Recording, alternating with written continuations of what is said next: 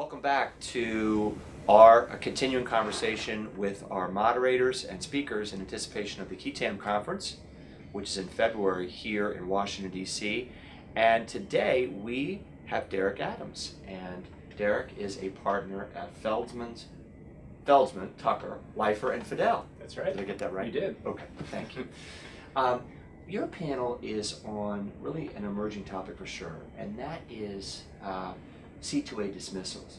Can you just explain for everyone watching what that is and the power that the Department of Justice has to dismiss a Qui Tam case? Sure, thanks, Scott. So, under the False Claims Act, the Department of Justice, in a provision, has the ability to move to dismiss, affirmatively move to dismiss. Most cases, as you know, there's an investigation that occurs, and then the DOJ makes the decision: are we going to intervene in the case, or are we going to decline? And the relator has the ability to then proceed with the case. In a small percentage of cases, the DOJ can actually step in and say, we don't want the relator to move forward with the case. We are going to affirmatively move to dismiss the case under a provision that's referred to in the statute under C2A. And my guess is that most relator and their counsel aren't too happy when that happens. That is correct, especially if you're, a year after the intervention decision. And so it's come up more recently. There's the Granston memo that came out in the beginning of 2018, and there's been a lot of attention the last couple of years about when the DOJ is using it, whether they're using it more often, and how the landscape has changed as a result of that. So Mike Granston spoke to us last year at the Qui Tam conference, and one of the points that he made was that his memo was really just kind of a codification of what had already been the policy of DOJ. It was pretty much business as usual. Is that right? Has it been business as usual? So I agree with Michael.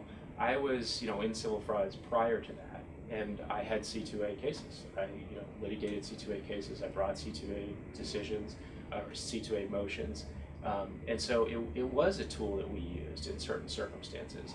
I think the big change that happened with the memo and kind of the movement in 2018 is more awareness among all of the U.S. attorneys' offices that this is something that they should consider in certain circumstances at the point of intervention. So I don't think it was a change in policy so much as a change in practice, right? So it was a little bit more awareness among the DOJ that this is a tool to consider, and that there are good reasons to use it in certain circumstances. Maybe one of the fears on the relator side is that agencies now will have some say in this. An agency maybe that is slightly embarrassed by the fact that these misbillings have occurred. What does the memo say about that, and how's that kind of played out since the memo? Sure. So the memo has now been integrated, pieces of it, into the Justice Manual, and so there's factors within the Justice Manual that DOJ will look at and determine if they're going to move to dismiss a case, and what are some of the things they take into account. The effect on the agency is certainly one of the factors that they look at, and is it going to potentially affect agency programs, for example, if they let this case proceed with the relator bringing the case. In terms of potential embarrassment of an agency, I would say materiality is such a big issue, especially after Escobar, that there's more awareness from the defense side about obtaining evidence during litigation that might help to show that whatever the alleged fraud was not material.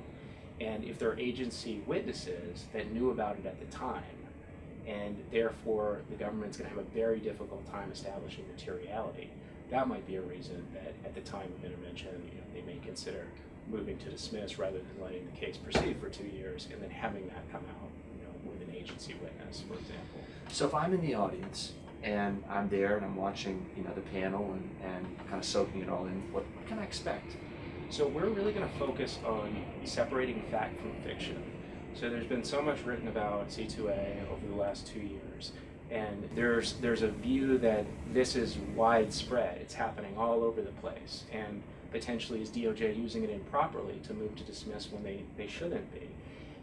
And if you look at the raw numbers of cases that have come out even in 2018 and 19, they're not that much compared to the number of False Claims Act cases that are brought. So we're going to talk about things like that.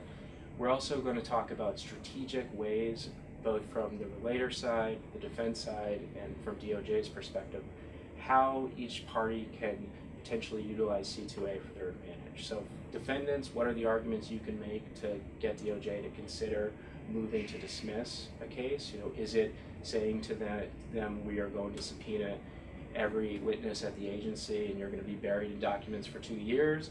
Or is it doing something more strategic?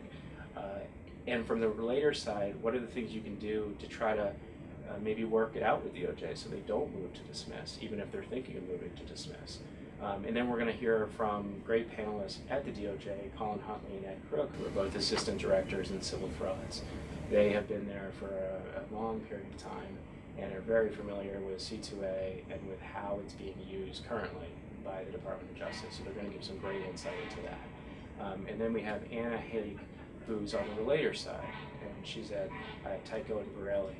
And she's has brought a case affirmatively that was declined and then made important case law. So it's going to be interesting to hear her perspective of potentially some of the ways that C2A may impede new case law, for example, that the relators bar might be making on declined cases. So we're really well-rounded. Then I'm on the defense side of FCA cases, so I'll have that perspective too.